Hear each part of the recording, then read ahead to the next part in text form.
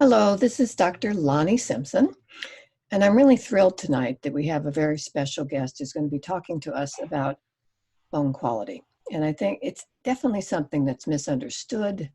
The software that Dr. Hans is going to be talking about is not used enough, and it's such an important piece of the information.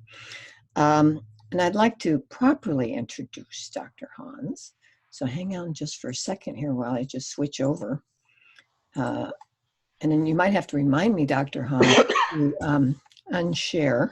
So I'll probably remember to do that. Okay, so there is Dr. Hans, and we were recently at a conference together here in Oakland, and he gave a fantastic presentation on this topic, and I don't think you will be, I think you'll be very impressed tonight. You won't be disappointed. So Professor Hans is the head of research and development in the Bone and Joint Department at the Center of Bone Disease and University Hospital. Professor Hans has extensive experience in bone density, DEXA, okay, bone macro and microarchitecture, and ultrasound imaging, which we may get him to talk about a little bit tonight too.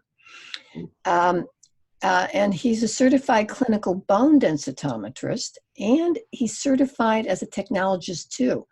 And I realize I'm actually going to do that too. I want to be certified in that, even though I've been doing it for years, but I think it's a good idea. And faculty for the International Society of Clinical Densitometry and bone, teaches bone density courses. So I could keep, this was just like the briefest introduction. He has authored more than 260 articles, many chapters in books. So this guy's been around bone for a little while. So welcome, Dr. Hans. Thank you very much. Very kind introduction. So it's a pleasure to be here. So it's kind of funny for me because I'm French and Swiss, supposedly to be in Switzerland, but I have a special meeting. So I'm currently in New York. So you can see from the background some buildings, so from Midtown Manhattan. So it's a French Swiss in Manhattan. So that sounds like a movie title, but it's not. I've prepared some few slides just to put the things in the context. I won't make a long presentation, and maybe at one point we can share a video link to see the presentation from Oakland. It could be interesting if people want to have more detail.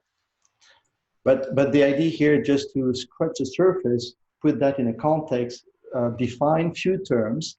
There's a lot of confusion sometimes about when we talk about bone microstructure, bone density. People don't understand sometimes why the density and the structure doesn't go completely in parallel, what it means, and so on.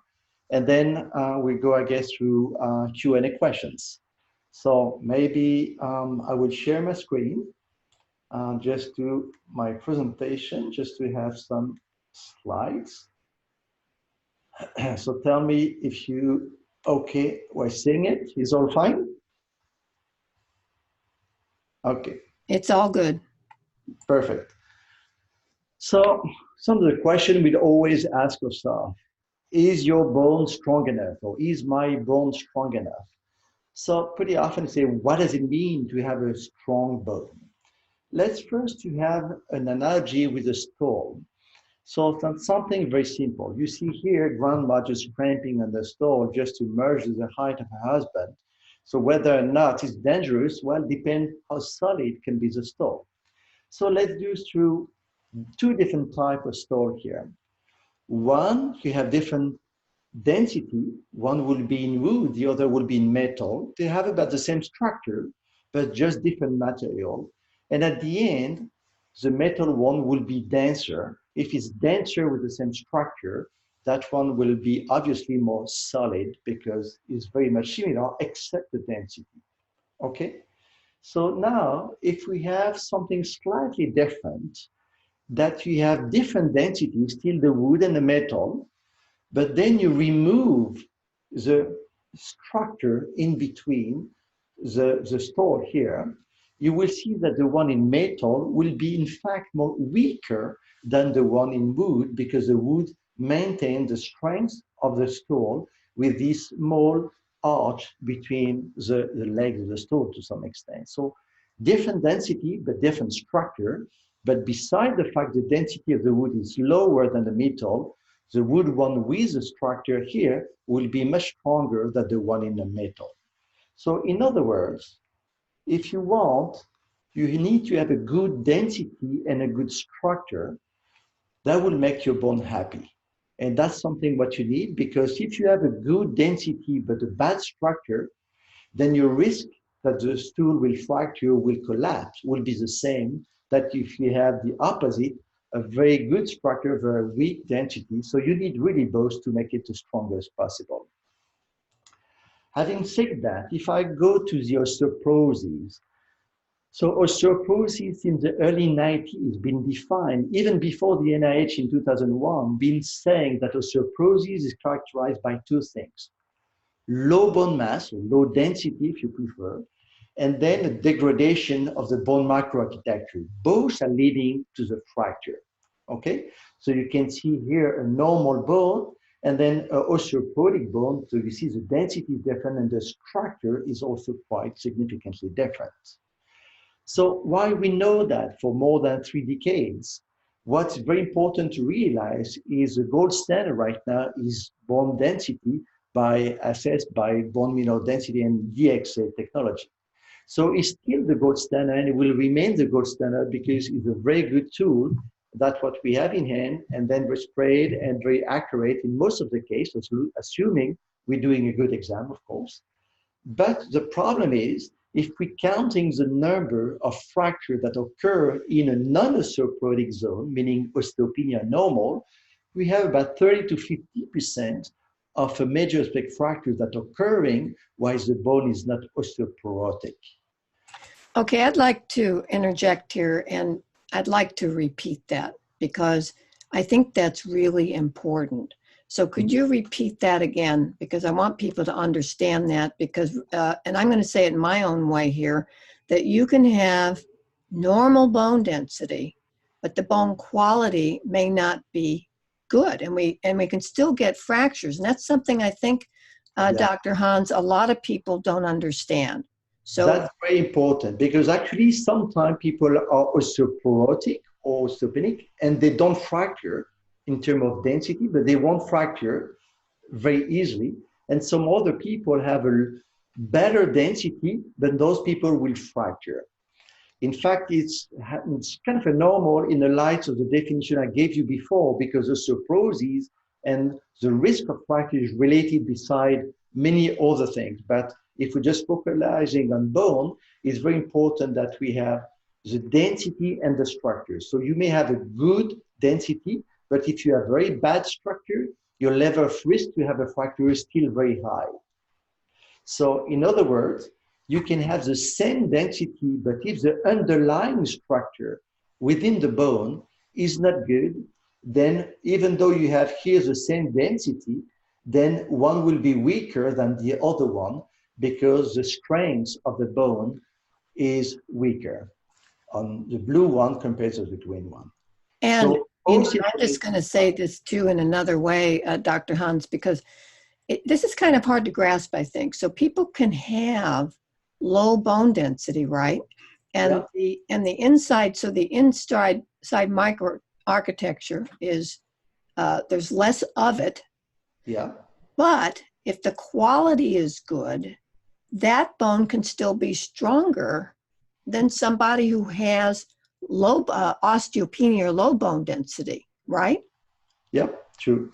So you need both. I mean, if you have a good density, good structure, obviously that's the strongest bone. But if you have low density and good structure, then it will be weaker. If you have a low density but a good structure, you still have the low density part, so that will be an equivalent level of risk. So if we base a decision on the sole basis of a density, then it might be completely misleading, because you may say to your patient, oh, your level of risk is not that high because your density is osteopenic, for example. Then it turned out that potentially the structure of the bone for that density, osteopenic density, is very degraded, and then the level of risk for that patient could be very high. Okay, so we're getting some feedback from people that they're having a hard time grasping what's being said. So I think maybe I would even say talk a little slower because, and then sometimes I will interject so we can repeat some of this because some of them haven't heard it before. Okay. So, and maybe also they're also talking about sound, so maybe have your mic a little bit closer. Thank you. Okay. I tried to put the microphone up there. Ah, that's better. Not an image, but at least it's closer to me. Okay, very good. Thank you. Okay, so if I repeat, what is important is that density and the structure, think about the stool I was mentioning before. You need a good density, but also that the structure is strong enough. So if you have a weak density but a good structure, you may not fracture. If you have a low density but a good structure, you may not fracture.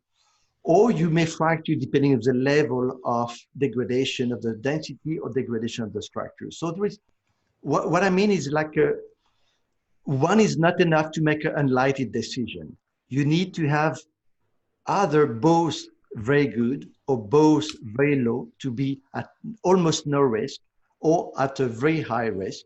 And everything in between can be between low density, low structure, good structure, low density, all the mix.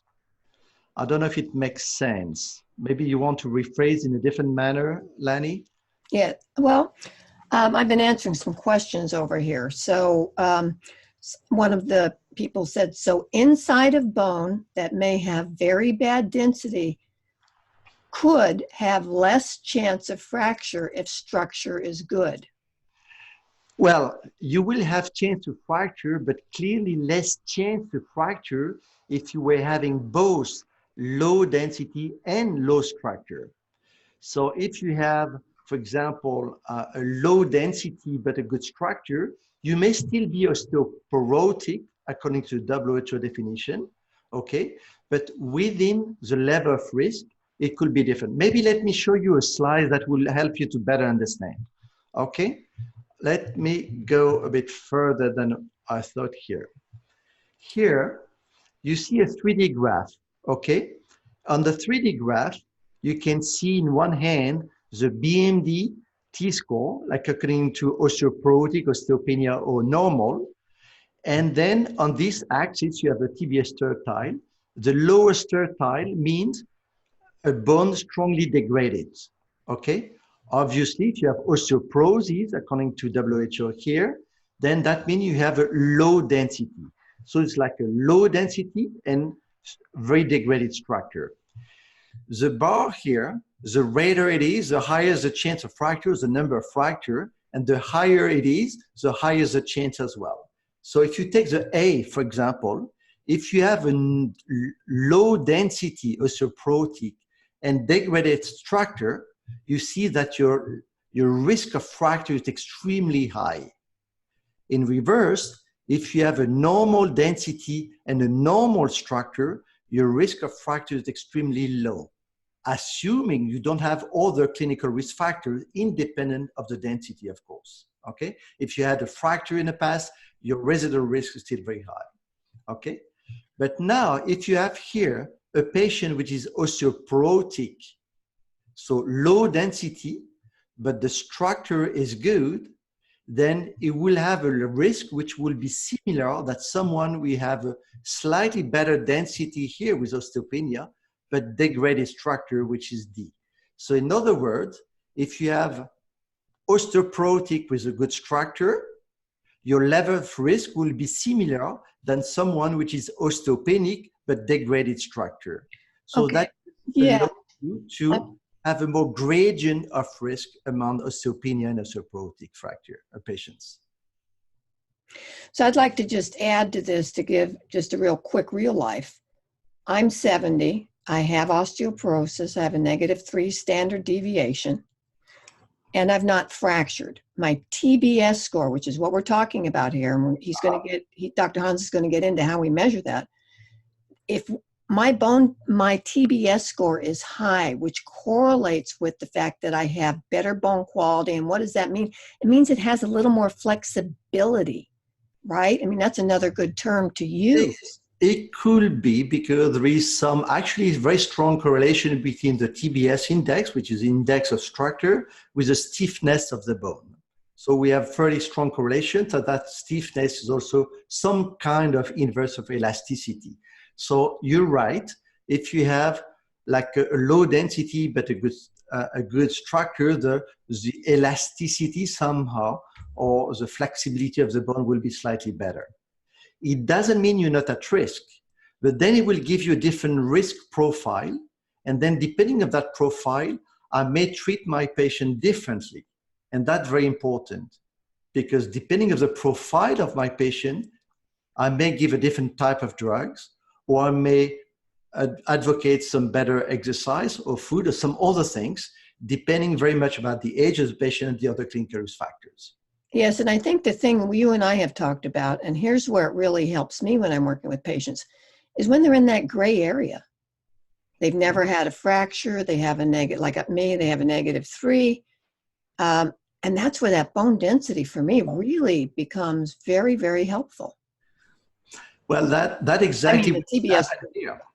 For example, here on that slide, if you see the green, the orange, and the red, obviously, if you're osteoporotic here, according to BMD alone, well, you say, I'm osteoporotic, I'm osteopenia, I'm healthy. That's the only information you have. But we know that there is gray zone in all these parts. So now by adding TBS, if you're saying, oh, you have a good structure, partially degraded structure, or degraded structure, that will fine-tune your level of risk within the BMD category. Oh, that's so, that is like, that's, I want everybody to get that. So that right there is what people need to understand. So please say that one more time. Yeah. So even though people are osteopenic here, the level of risk of someone osteopenic will differ according to the level of the structure. If you have a good structure, then your level of risk will be lower than if you were having a degraded structure. And you can see here with the color code here, if you have osteopenic but with degraded structure, then your level of risk will be similar than someone which is osteoporotic. And that's huge right there. So if you look at that column, everyone, where the osteoporosis is, you add that TBS score in, and it's a good one, your risk for fracture is less. So that's really what we're talking about here, isn't it, Dr. Hans? Yeah. The thing is the fact that, for example, by adding the structural information here, we will improve the accuracy of selecting the fracture from 54 to 70%. That's huge. That's huge. So that's a huge improvement in recapturing those patients that were missed potentially.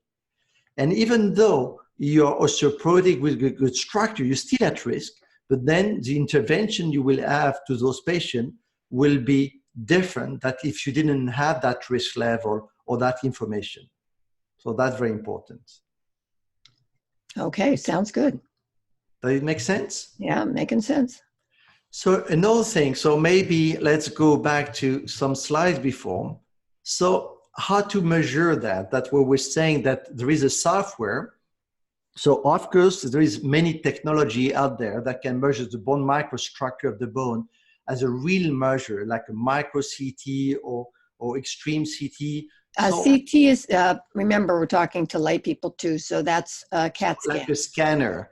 That we call a scanner or tomography or scanner, or like a special one where they can really go deep in your bone and having a micro measure of your bone.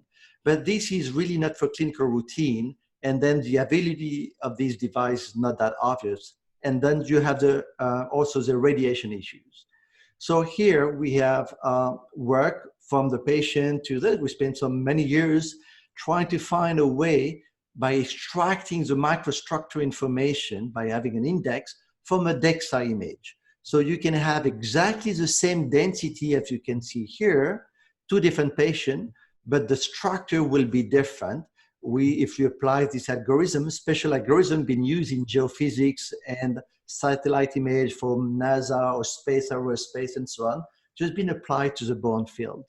So what we can detect from that with a special software is a structural information from the 2D image and give you a very important information about the bone microstructure. Having said that, we don't need to re-irradiate the patient. It's just a software you plug on the DXA machine or the bone densitometry, and then every time you have a DEXA scan of the spine, within few seconds, you will be able to extract by post-processing, post-acquisition processing, you will be extracting that TBS analysis. And then if you have a high TBS value, that means you have a good structure. If you have a low TBS value, that will mean a worse structure. Okay, so let me just add to that. So let's say somebody, because this happens a lot, Dr. Hans, people will say, well, I had a bone density 6 months ago. Do I have to go back in? No, you don't. If they have that software. But if your doctor didn't order it, it didn't get done, and they actually have it. Yeah, that's true. That's a good point. One of the characteristics of that software, and that's why there have been so many validations, there is more than 520 now publication in national and international journals, and also being incorporated in many guidelines. But why that? There is so many, because the software can be retrospectively applied to the patient. So that means if you have even 3 years or 4 years data, the doctor can pull out your scans and recalculate the history of the structure over time, assuming, of course, that the doctor has the software or the referring doctor is asking to the radiologist to do the measurement. Because sometimes we have many doctors that have been ordering the software in the United States, but nobody's asking for it, so they don't feel like doing it by themselves if the referring doctor didn't ask for it. So why that? Unfortunately, the company behind is Medimap is a small company, so it's very difficult for a small company to reach out to everybody. And there's clearly a long education to be made, and Medimap is working that, society is working that, Lani is working on that, Lani is working on that, so many people working, but it's still very long road before reaching out all the people that really need to do it systematically, because it just takes a few seconds, and that can really be important piece of information. Right. So those of you who are sending in notices now about not being able to get it, and someone even said that UCSF refuses to do the TBS, we'll address those questions at the end. So thank you. Yeah, will. Okay, so when you have calculated TBS, that's the way it looks like. It looks like very much a DXA report. So you have an image where you have the structure of the bone overlapping the DXA image. You have a reference curve where it will give you the TBS value. And if you're above a certain value, you will be considered as a good structure or partially degraded structure or degraded structure. And then you will have individual value and so on. So that's the way the current report is.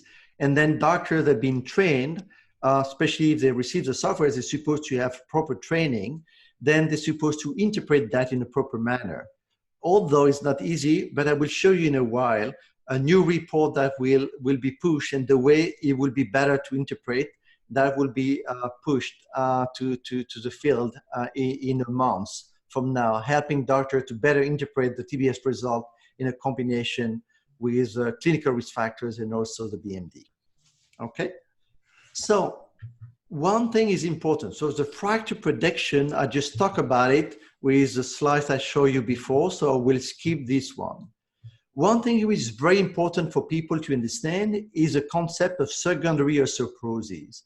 The primary osteoporosis is mostly the one related to age and menopause, where we get older, then the bone will just start to lose the density and the structure will be degraded. So that's a normal process related to age.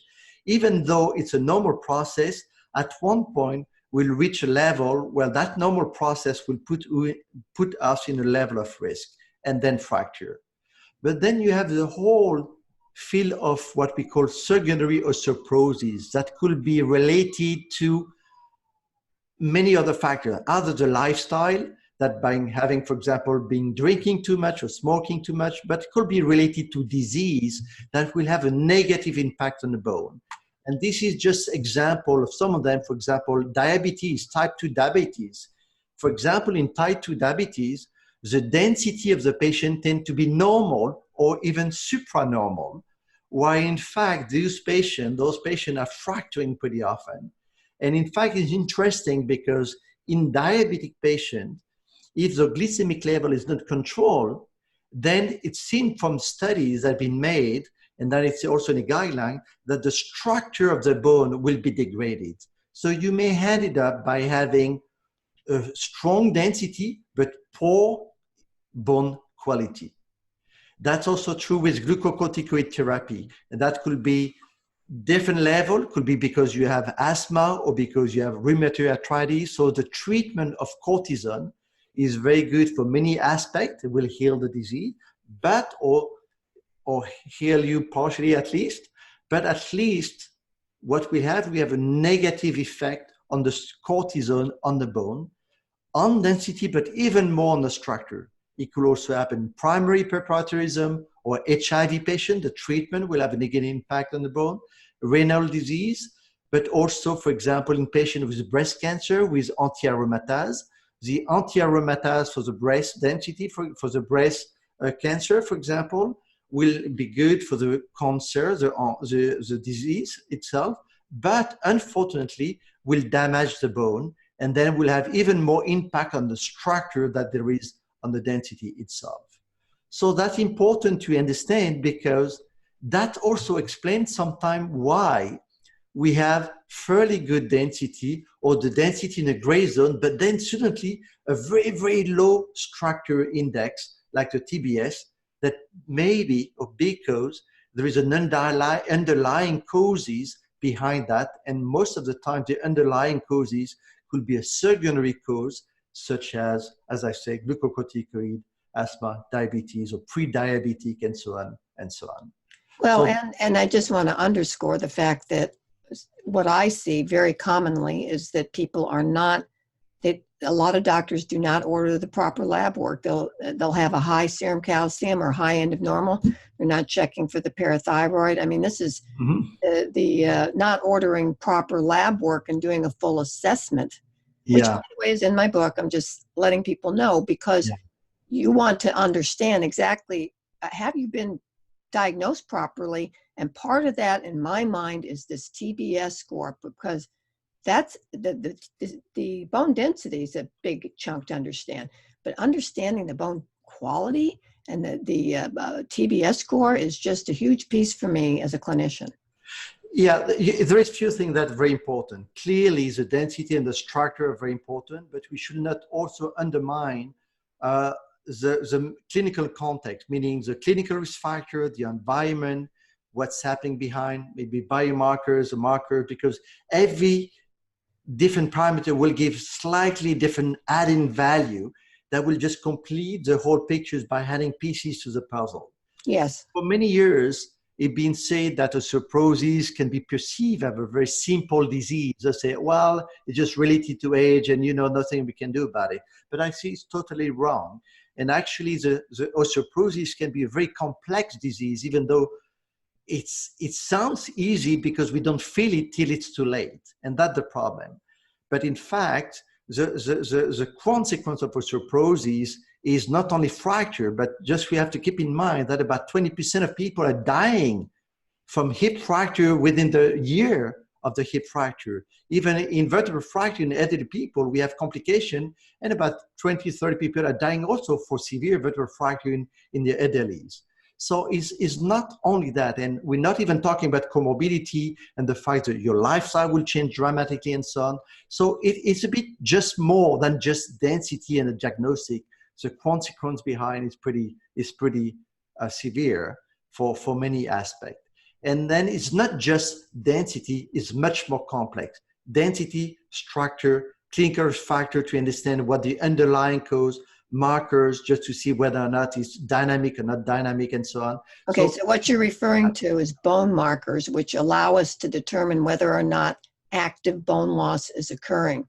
And Exactly. and that's how we monitor whatever treatment program somebody's on. I do bone markers to determine where, if they're actively losing. So some people can have osteoporosis and they're not actively losing. They Yeah. might have developed it early on. I mean, it's so important to know.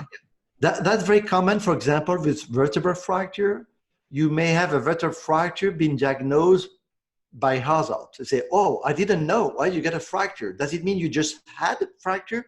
No, maybe that fracture occurred 10 years before. So it will not be dynamic, but the risk to have another one will still be there. So it's not because you have it now that it didn't happen in the past, and vice versa. So that's very important, just to have the context and know the whole things. So I'm wondering, since you and I are talking, because we have these little small pictures here, if we just might want to, we're having a great dialogue here, if we might just want to go to the questions, unless there's a slides that you think would be really important to add here. Yeah, actually, yes. The next one is monitoring the treatment. Okay. And I know I've raised some question about treatment. I think it's important to realize that not all the treatment will have the similar effect on the structure. They're all more or less improving the density, okay? But not all of them will improve the structure of the bone. And if I just make here a summary of several studies from different molecules, where here you have a PTH, which is a very strong anabolic drug, and then anabolic will be like a Forsteo, for example, or the one from Radius Pharma, which frankly, I don't recall the name because it's not yet in Europe. Well, Forteo is what you just said, and Timless is the other one. Yeah, and exactly. Evenity is the new kid on the block. Yeah, the Evenity will be Rozumab from Amgen here. It will be mostly here, or maybe even potentially above that one. But what we see here, we have the Prolia here, we have biphosphonate here, we have hormone replacement therapy here. Here is the placebo, and this is a negative drug like cortisone, anti-aromatase. What you see here is a potential positive effect on the density, and here's the positive effect on the structure. So you see that depending on the molecule, you may have a strong effect on both the density and the structure, or you may have a strong effect on the density, a bit less of structure, but still, or you have here mostly like a maintenance, a positive maintenance of the structure, but a good impact on the density, while the hormonal therapy will have a good impact or mild impact on the density, but the structure loss will be slower than in a placebo group if you don't take anything. And here you can see if you have cortisone or anti-aromatase, the impact would be negative on the structure and on the density. So what I'm saying that is very important, because if you have different impact of the different molecule on the density and the structure, then if we go back to these things here, then depending where the patient will stand, in which category, then you may choose the type of treatment accordingly, and then just try to have a better selection of a better drug for a better patient, for the patient, because we have a more personalized, to some extent, patient profile, and then we'll make a better decision. So on that standpoint, the fact that all the drugs not reacting the same to density and structure, that give us a better choice of whether or not I will give a biphosphonate, for example, or denosumab.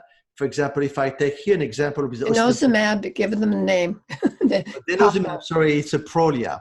Yeah. So clearly, without talking, let's assuming that the clinical context is all fine, there is no intolerance whatsoever. So make it simple.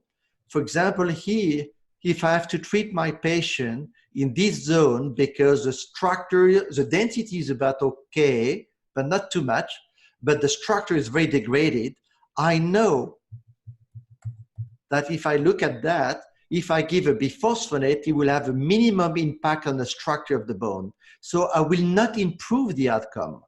So in that case, instead of to give, for example, Fosamax on that patient, I will give a Prolia because I know that I will improve my density and the structure, the way I will put my patient at a lower risk zone. It doesn't mean we remove the total risk of the patient, because again, sometimes if you have clinical risk factor that been there, for example, a previous fracture, whatever treatment you will do, you will reduce your risk, but the residual risk of fracture still be there. So you'll be never completely outside, completely normal for internal fracture risk. Does it make sense? Yeah. Okay, so if I put that in different contexts, for example, for a patient, then I will few steps that I will do just to deal with the density and the structure. It's kind of a summary of what I said before. So the first thing I will do is I will check the quality of the image, because I've seen a question about whether or not the impact of the quality of the image could impact the TBS. The answer is definitely yes. The GIGO concept, which is garbage in, garbage out, that we use for BMD, DEXA, is also valid for the TBS, because the structure, if we don't do a good acquisition, if we don't position the patient correctly, if we don't position the analysis of the patient over time in a similar manner, then the impact will be also density and to some extent, more or less, on the structure as well. So I will first check for the quality of the image.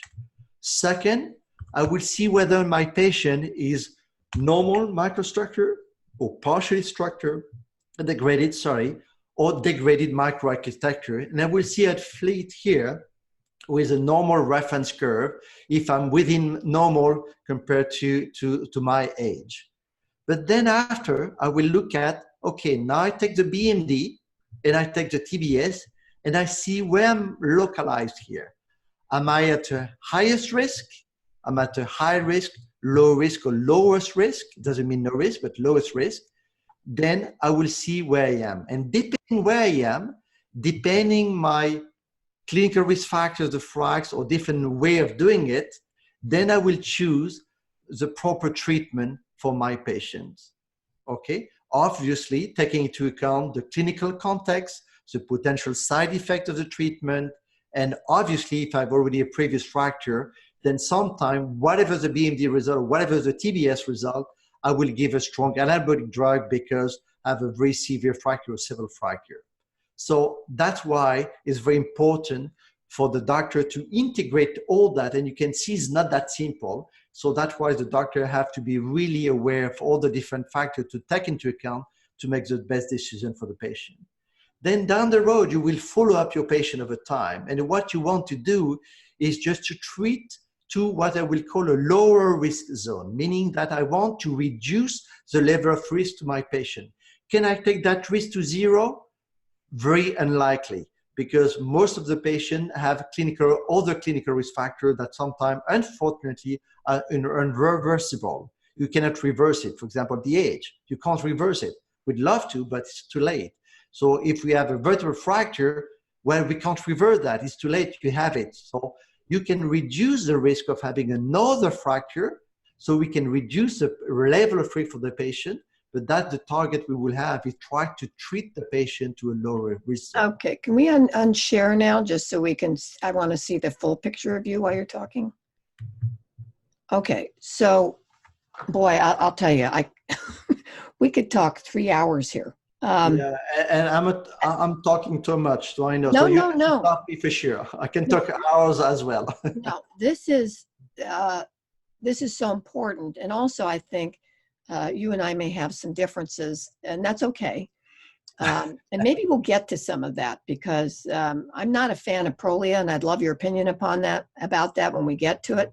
But if I can just kind of make sure that I got what you said correctly about the anabolics. Remember, anabolics are bone medicine. And remember, we're not talking about nutrition tonight. We're not talking about gastrointestinal health. We're talking about medications. Okay. And approaching, because I have a lot of people in this group who are very deep into what they can do about their bones, and they're, exercising and doing, they're your perfect patient. Okay. But but we're talking about medications right now. So as I understand it, Forteo, which is Uh-huh. the PTH one that you had in your diagram, Uh-huh. that is going to have the most impact on bone quality. And I remember one of the questions that somebody asked. Osteo and team loss. Both of them Yeah, are very yeah, strong. Forteo and Timlis. Yeah. So Yeah. Forteo and Timlis, by the way, are in the same category of medications. Even Whereas, like, yeah, yeah, they are in the same category, but they're just acting slightly different. Whereas slightly the different. not will Just have like more impact Fosamax for and both spine and hip rather than well, that's a different story. yeah, just like Fosamax and Reclast, and they're all different, but mostly impact the spine. Exactly. But Forteo and Timlis then would have the most impact from your studies and all that on the bone quality. But somebody asked a question, I think it was Berta in the questions. After the first year of Forteo, do we see, or any of these medications, do we see a decrease in bone quality? Okay, well, supposedly no. So what I'm saying is, in average, most of the patients supposed to improve the structure under anabolic drug. Okay. However, that's always there is a but. There is a but somewhere, and all these drugs doesn't work in 100% of the patients. Some people are not responder for whatever reason. So sometimes they may not be even responder even in terms of density. Sometimes they will be mostly responder in density, but maybe the impact on the structure will not be as good as we would expect. And that can happen sometime. We have almost no drug that will work in 100% of the patient. If it was the case and that everything was perfect, then we will have 100% reduction of fracture, which is not the case. For major fracture, for example, for hip fracture is between 40 to 50% reduction.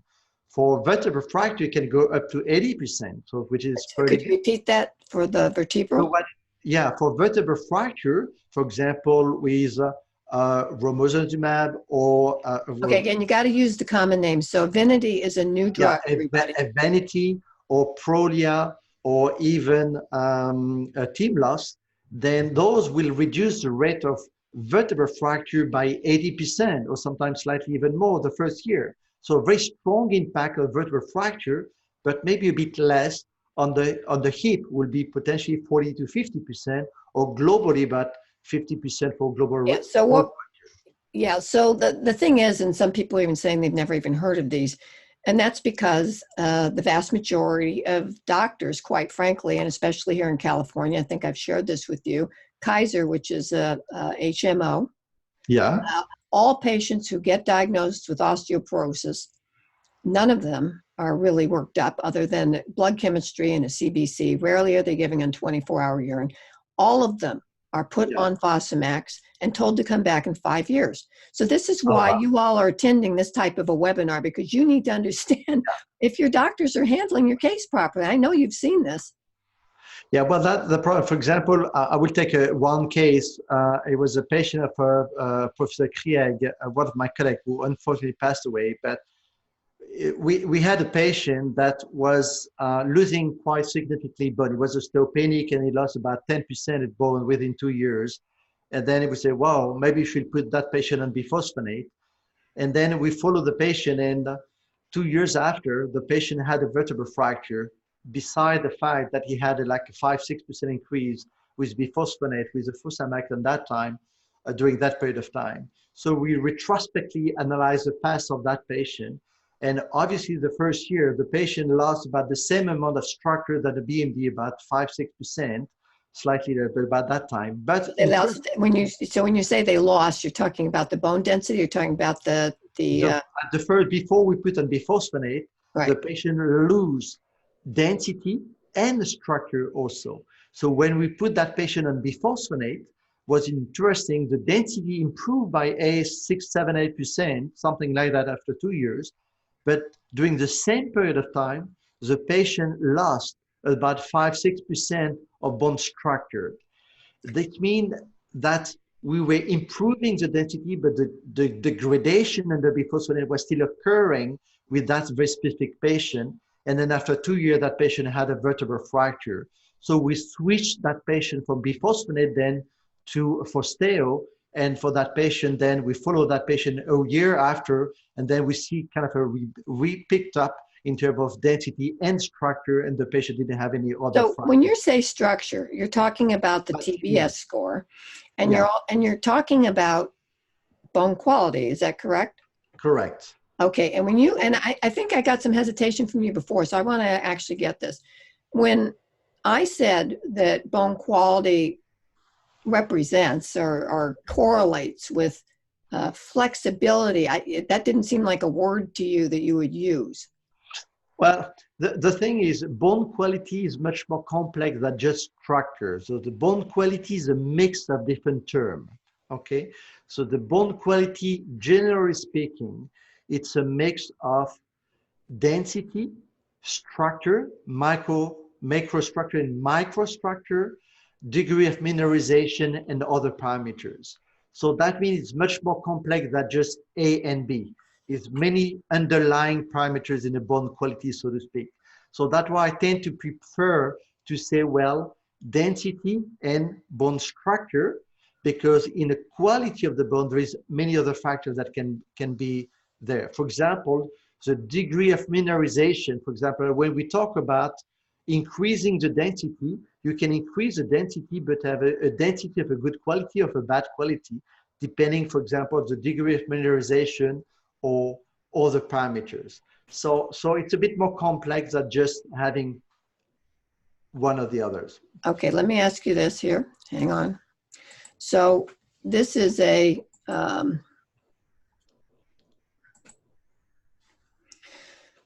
this is from, I think NOF, or NIH.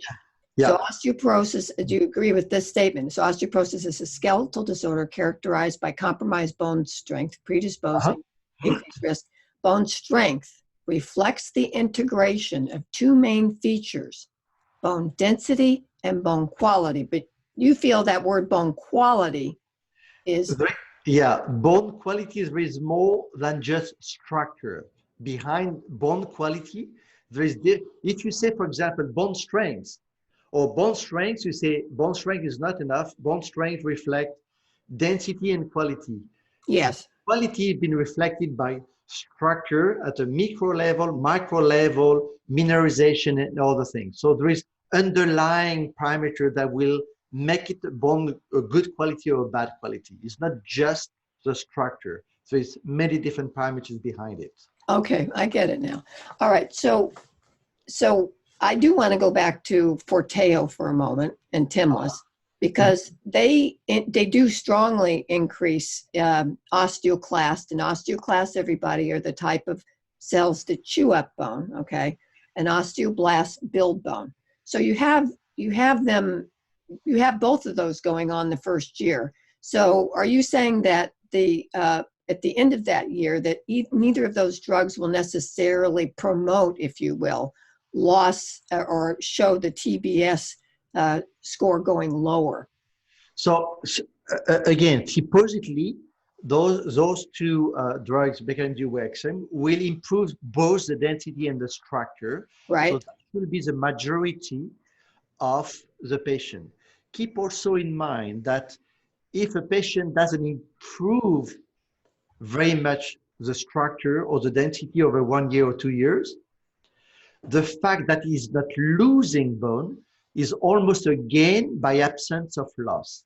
Okay, so maybe that patient, for whatever reason, depending the underlying conditions, if the patient have, like for example, is taking a very strong, is taking a lot of cortisone, for example, the positive effect of the Forsteo, for example, might be smoothed out by the negative effect of the cortisone. So the effect will not be as efficient that if you were not having cortisone. Gotcha. Okay? So if you have a clean bone, saying no side treatment whatsoever, no other underlying condition, then normally, and you have a good compliance, because a lot of the time patients tend to, especially for Forsteo, just to inject the Forsteo on a daily basis, or I'm not very, very serious about injecting every day. Maybe I will do that once a week, whatever, or I forgot this month because I'll be on vacation. So all the cases, and that's normal life, you know. So what's happening here is, in that case, maybe the treatment will not be as efficient. Now, again, if everything is in a good condition, most of the patients should have a fairly good response to that treatment, as majority of patients are supposed to do. Do you have any evidence? Because again, a lot of folks on this call are very much into nutrition. So let's say you've got somebody who has -3 and their TBS score. Maybe we should go over what the TBS scores actually are, what degraded and all that means. But let's just say partially degraded. And if they then correct the fact that they've been eating a horrible diet, not getting enough protein, not getting enough calcium, and in my case, of course, I'm working people, it's not just about vitamin D and calcium, it's about magnesium and protein and the whole thing. But do you have any evidence that when people change diets or fix gastrointestinal problems, that the bone quality will improve, or the structure will improve? Well, to my knowledge, I haven't seen any really randomized, double-blind, placebo-controlled study, just very serious study just to do that. Now, having said that, obviously, if you want to make a good plant, you have to prepare the soil properly just to make it better, okay? And that's the same with all the food and the exercise, the lifestyle things. If you don't do things, for example, certain lifetime condition, if you don't do it right, may neutralize partly the effect of a drug or something. So the fact that you have a good lifestyle, a good food, good thing can fix already a lot of things to a certain level. It will not be the anabolic effect that one will expect, for example. But if you have a good impact loading exercise, you have a well-balanced and good impact loading exercise, the exercise itself can improve slightly. Well, depending on what you mean by slightly, or a lot, or not a lot, but that will clearly improve or at least maintain the structure of the bone if it's done properly. And that is, I love that you said that, because I've seen it true. So let's say that somebody does not have parathyroid disease, is not leaking calcium out of their kidneys or whatever else could be going on. In other words, they're not actively losing, they're losing age-related loss, which is about 0.5 to 1% a year. I've seen that stabilize when people, just make those lifestyle changes. And if you don't lose bone, if you stabilize, that means your bones are actually working. So I think that's an important part. Yeah, that's what I was saying before. If you don't lose bone, it's a gain by absence of loss to some extent, because in a normal condition, well, with the aging process, you're supposed to lose bone, lose density, lose a structure. So if by your lifestyle, you at least, even if you don't maintain, but you slowing down the loss, then at the end of your life or a certain period, you may stay above a certain level of risk, and you will minimize or you will decrease the likelihood of having a fracture. It doesn't mean it will decrease completely, but at least you minimize, or you will pushing that level to a later age. So clearly, whatever you do, but even if you take drugs, the nutrition is a very important part of the disease. Right, you're not going to get the impact that you want if you don't do that, right? Mm? You're not going to get the impact of the medication to its fullest extent if you don't do the nutrition and really. True. That you may not see as nice impact that you should do, or maybe even the clinical trial, maybe they will have a much better outcome themselves in the phase 2 and phase 3 trial if they were controlling the nutrition habit of the patient and try to have a convergent strategy by being sure that nutrition is at good level, exercise is at good level, and then the treatment is at good level. So if you put all the green cards on the table, then it's like a poker. You have all the good cards in hand just to make the right call. Yeah. Okay, we're going to go to the questions now that we had. Now, we have lots of questions that have come through. We're going to and even before I do that, I want to show where people can write, send an email. Shelley, what is Shelley's last name? Shelley Horn works for Medimaps, and I want to give you the number that or the email that you can send to. We'll do this again at the end, but you can send an email or go to this website, and if you fill this in, then you're going to fill out a questionnaire, and they will contact you. If you're having trouble finding out if you have a TBS score in your area, or even the clinic that you have, they will contact them.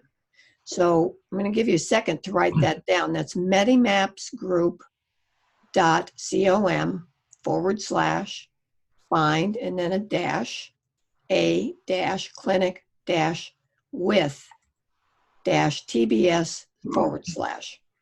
So don't write me. Go there, and we're trying to really educate people to, and hopefully get more people to get this particular important piece of information.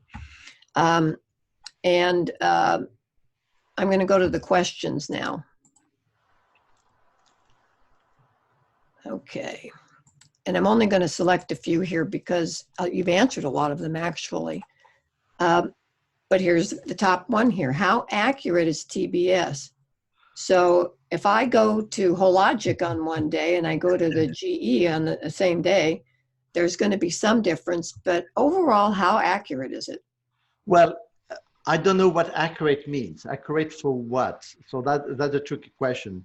If we talk about accuracy of TBS in terms of fracture prediction, then it's equally good than the BMD, that the DEXA. So it's a pretty accurate technology.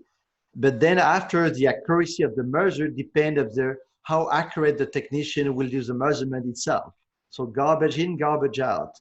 But everything being done just to minimize the impact of many things.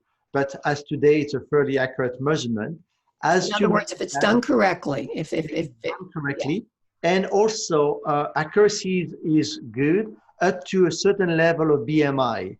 So that means if you have, can say what that is. Example, in an obese patient, for example, there is too much soft tissue above the spine just to make it very accurate measure of TBS. So in that case, I will be cautious about the result.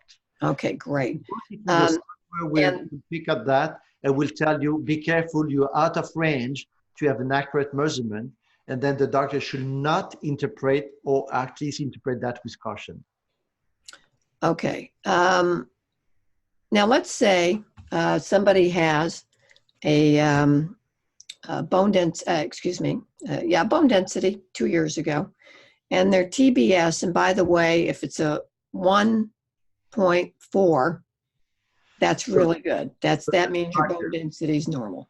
Yes. But let's say it comes back and it's only 10% either lower or higher. What number percentage? Now this is assuming the bone density was done correctly.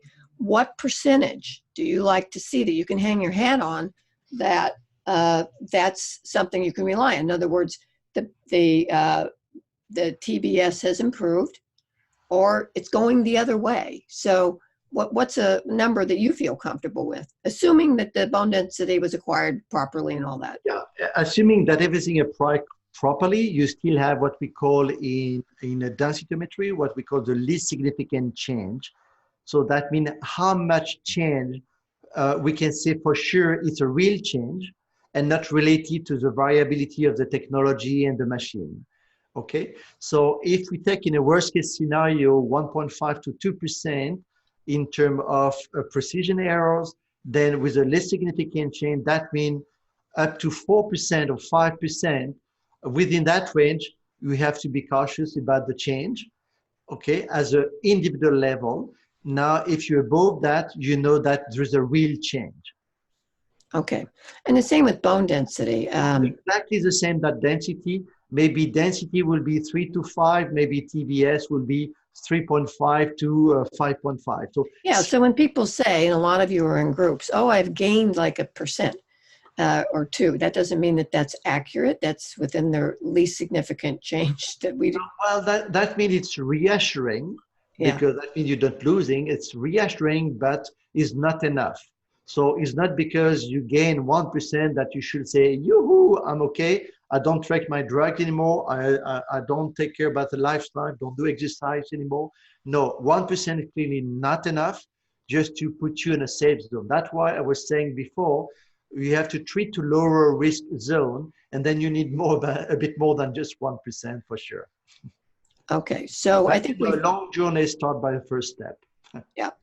So I think we've answered Cheryl's question here about promote bone quality. We've, talking about our lifestyle and all that. How do you get a link to the seminar? I don't know what that is. Okay.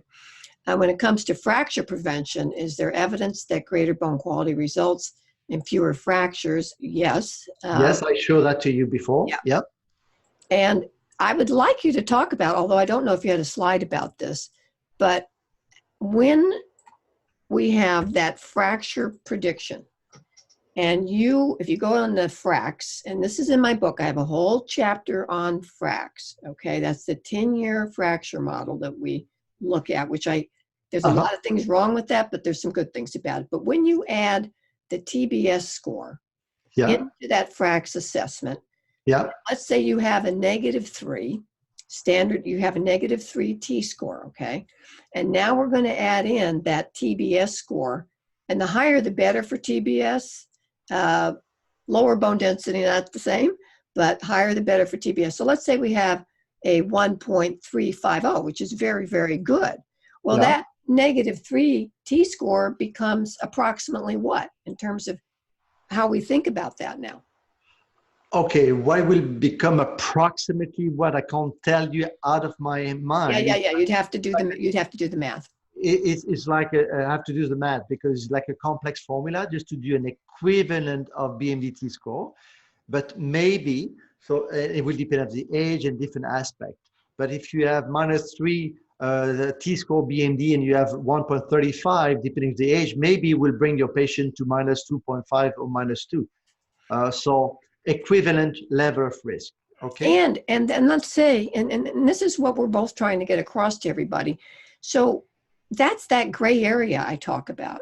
Now, if that patient has had fractures that were very low trauma, they were walking across a lawn and they fell over and broke their hip, they're high risk for fracture. But if they've never fractured, then I personally, with that patient, and let's say they're 60, 65, I'd be leaning very heavily on nutrition and exercise and gastrointestinal health and improving all that. Would you tend to kind of agree with that yourself as a clinician? Well, that will be a more researcher than a clinician, but as a basic, it doesn't hurt, and that will be really of help because, again, that's the basic things that have to be done for the health of the patients. That if you just pay attention to the nutrition and you pay attention to all the other factors you mentioned and a good exercise, mostly impact loading exercise, enough protein, enough calcium and vitamin D through different nutrition and so on, and be careful about the gastrointestinal things and so on, then that would clearly help. Yeah, and I might add that we don't have to wait, nor should a doctor wait 2 years to determine if their protocols with the patient is working. That's where the bone markers come in. And we don't have time to go over all the bone markers, but if you don't know what they are, in my book, or you can look them up, doctors should be ordering them. So in other words, if I put somebody on a particular protocol, or if they're taking medications in 3 months or 4 months, I can tell if they've been effective, or if their bone markers were kind of medium high a little bit. Now they're going to take estrogen. Exactly. Now, those are the folks. That's the beauty of the markers. The marker will tell you rapidly that something goes wrong or something goes according to plan. Yes. So whether or not the patient is reacting to treatment or the patient is not reacting to treatment. But then if the patient is not reacting to treatment, it could be either because he's a non-responder to these very specific drugs, or just simply because the patient is not very compliant. That's also happening. And we know that unfortunately, we have about 50% of the patient that dropping the drugs, taking their drugs after about 18 months or 2 years, where sometimes they should take the drug for 3, 4, 5 years to really get out the highest risk zone and just be in a better zone. And that have to be very cautious. And And again, we know that by bone markers. So, we know by biomarkers that the patient could just, oh, is in a good way. And biomarkers is clearly a nice tool just to check on the responsiveness of the patient and the compliance. And also whether or not you should stop. So if they're taking a bisphosphonate and they're overly suppressed, that might be that period of time where they need to go off, right? Could be. Yeah. I'm going to be having on a doctor, I can't think of his name right now, but he's one of the top osteonecrosis doctors in the country. And you would know him, starts with an R, Rigidio. Anyway, but he really goes by bone markers. And if somebody's under 150 in terms of the CTX, he considers that a problem in terms of doing dental work. So actually, yeah, well, clearly we have to be careful. You know, I mean, it's like biphosphonate or Prolia or all these drugs. They are, you know, they all are good drugs, but they have to be used properly. And it's not just like I'm giving my drugs and then I see you in 5 years. Or I give you the drug and you stop whenever you want. So it's the same with the Prolia, for example, of a potential rebalance effect or whatever. So all those drugs are good drugs and are very powerful to some extent at different degrees, but they're all powerful. And all strong drugs with the powerful drugs have to be taken care properly and administered properly, or stopped properly, or switch to another drug properly. Because if you don't do that, you may face some side consequences that is not related to, oh, it's a bad drug. It's just the fact that you didn't do it properly. Let me give you an example, a stupid example, but it's so true. If you're driving your car and then you decide that you're going to stop and buy a bread or something, you'd better stop the car before getting out of the car, otherwise you'd be in trouble. That's very much the same. You have first to stop the car, then to get off the car, and then you got to buy your bread. You don't jump out of the car while he's driving, okay? And that's the same with the drugs. So that means you don't stop a drug without talking to your doctor, or you have to manage the stop, or if you have to manage the continuation, or if you have to manage things properly. So everything is a matter of treating the patient well in a better manner and take everything into account to make the proper decision for the patient, even stopping potentially or be on a drug holiday for a while. But this should not be a self-decision, like without talking to someone that will really help you to go. No, they shouldn't be on self-decision, but here's what I'm hoping for: that patients get more educated so that they know that their doctors are telling them the right thing.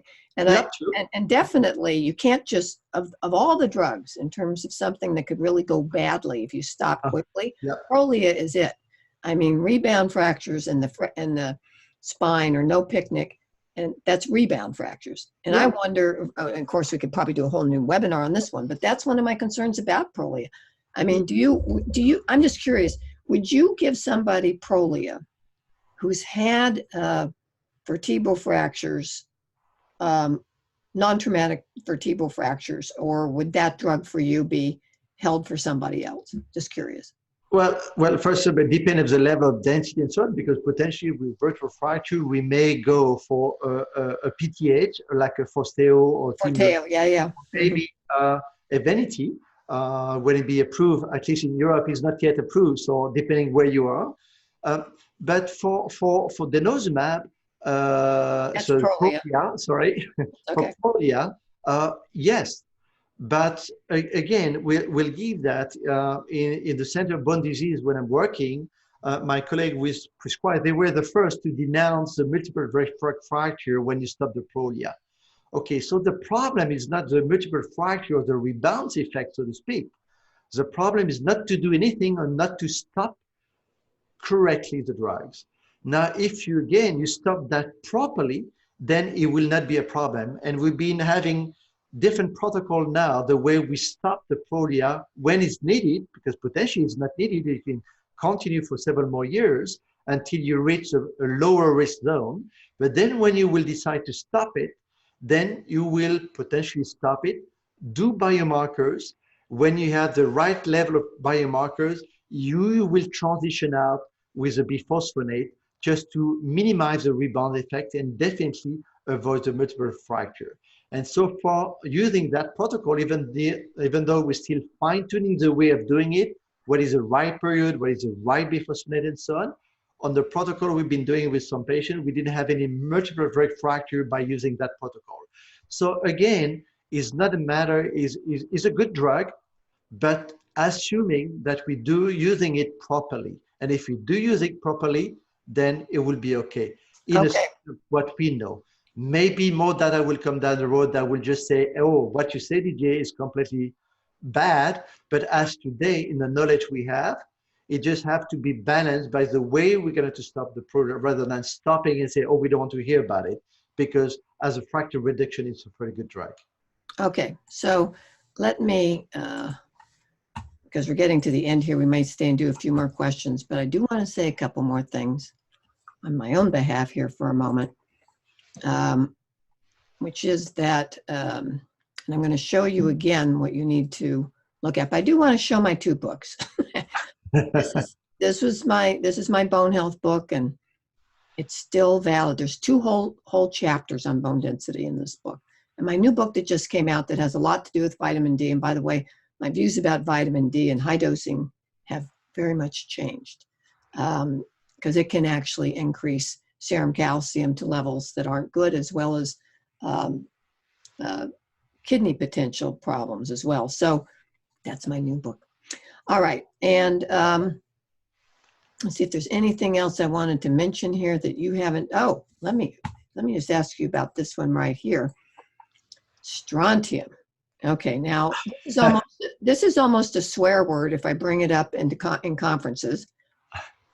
And I'm wondering what your thoughts are about this, and if you have, first of all, is this still approved, or have they reapproved this in Europe, Protoleos? Well, they've been, it's not been approved in all countries, and even in Europe, for example, in Switzerland, it's not approved where I'm from. The thing is, they had to stop anyway, even though you can have some generic of the strontium now in some countries. So it was not a bad drug again. The thing is, communication around the way it was functioning was not quite clear. And it's not really an anabolic drug, it's not really an anti-resorptive drug, it's something a bit in between. And the fact that the molecule itself has a bigger atomic number, just inflating the outcome in terms of BMD. And when we're saying a big BMD result, we say, wow, that's great. But okay, actually, wait a minute, let me just say, because people aren't getting that. So what we're saying is that the strontium falsely increases bone density. And it's much more so than we used to think. So in other words, you see your bone density getting higher, but it's really not higher because strontium replaces calcium due to where it is in the atomic chart, correct? Exactly. And that's all. If you were correcting for that false inflation to some extent, then the increase was there, but not as important that it used to be. Well, what about bone quality in terms of strontium? Do you have any? In terms of bone quality, the strontium were having an impact on the TBS, on the structure of the bone. And the structure of the TBS was less impacted by the inflation of the BMD than it was, that the BMD itself, because the way it's calculated and the algorithm were less sensitive to the atomic number of the molecule. So you think that strontium did have a positive, though small, impact on bone quality? Yeah, it was having a positive impact on bone quality. So do you think that the only reason, frankly, that they stopped using strontium ranolate in Europe is because of the bone density issue? I mean, no. It's nothing to do with the bone density issue. No, it was mostly of a potential serious side effect but even that side effect, Cardiovascular, yeah. yeah, exactly. It was very few cases. So whether or not it was, it's quite clear. You know, it's always the same problem when we don't always know the real truth behind the scene because there is so much politics or like smoke around the things. But it was not because it was inflated by the forced inflation of BMD because of molecule, because there were still true increase in BMD, but not as big as what we could appear. But that's mostly for the side effect that they have to shut it down. Yeah, and well, the reason I bring this up, Dr. Hans, is because a lot of people in this country go to the health food store and purchase strontium citrate, which really even hasn't been studied. And a lot of people are using this. So that's why I wanted to get your opinion on it. And that's self-medicating because it really is a medication, even if you're getting it at a health food store, if you're taking it at high levels. Well, you know, I mean, I would say, like I was saying to my kids when they were younger, they're not that young anymore. But if they were just taking products, you know, from a chemistry game and then mixing up without paying attention, you don't know what would be the outcome. It could be good or it could be boom in your face, you know, blow in your face. So I will be very cautious by taking something because most of the time, if there has side effect, we can potentially avoid side effect by having markers or just monitoring things carefully. If we do self-medication and something that could potentially be strong, then that's your own risk. So we just have to be careful on that. I'd rather you to have your self-medication in terms of calcium, vitamin D, and healthy lifestyles, lifestyle and exercise and so on, everything you were advocating, and that I will be 200% behind you, rather than just having self-medication, something that we're not quite sure about what will be the side effects. Okay, well, we probably should go now, but I hope my questions have been okay because I've been kind of firing them at you, and I just love it when I can have someone here that I can ask these kinds of questions from. Well, you know, I don't have the truth. I'm just sharing my opinion. So some people may disagree, and I accept that. So it's just a dialogue, especially when we don't see all those people that have been linked here. It looks like we're just having a face-to-face exchange, personal opinion, and I'm perfectly fine, fine with that. And I've just been answering to you in a very candid manner, and you know, I'm fine with that. So Well, I really appreciate your time, and I would really love to have you back on because I have more questions, but we've been at it for an hour and 15 minutes. Oh, people are saying that the website does not work that we gave to them. oh, the website. Shelley, if you're there, the website, somebody else check it before I get off here because if that's true. Maybe let's see if I can go myself. It's not instantaneous. A couple other people try it. Let's make sure. So if you go inside yourself, does it work? Because maybe there is a mistake in a. Yeah, just check it and see if it actually works, Shelley. You sent it to me, and that's the link I used. So just take that link that you sent to me and make sure that that's. Someone else said it. Oh, other people are saying it worked. Okay, so it must have just been a couple of people. So just re-enter it. So it does work, Shelley. No problem. And Okay. All right. Well, this has been great. And again, don't hesitate to. I'm not very kind to leave my email address because I'm just leaving thousands. But if they have additional questions or things being recorded, so I'm be. Well, they want to know if the notes would be available. I don't know how I'm going to deal with this once this is closed out because there's just so many people. I don't see how I can really do that, but we could try to have like the notes that you had, you know, the slideshow that you had made available to them. So we'll see what we can do. So thank you all, and thank you, Shelley, and thank you, Dr. Hans, for a wonderful. My pleasure. All right, take care. So bye now. Thank you all for your attendance. Bye now.